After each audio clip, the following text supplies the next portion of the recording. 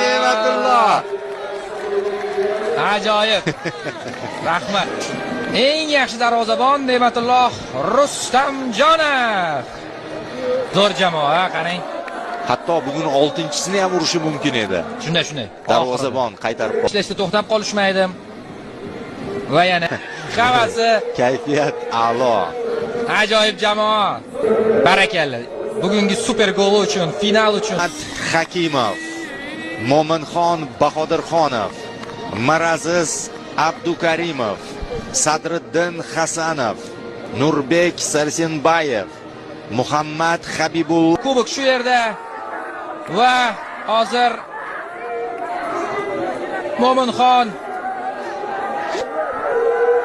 O'zbekiston Osiyo chempioni!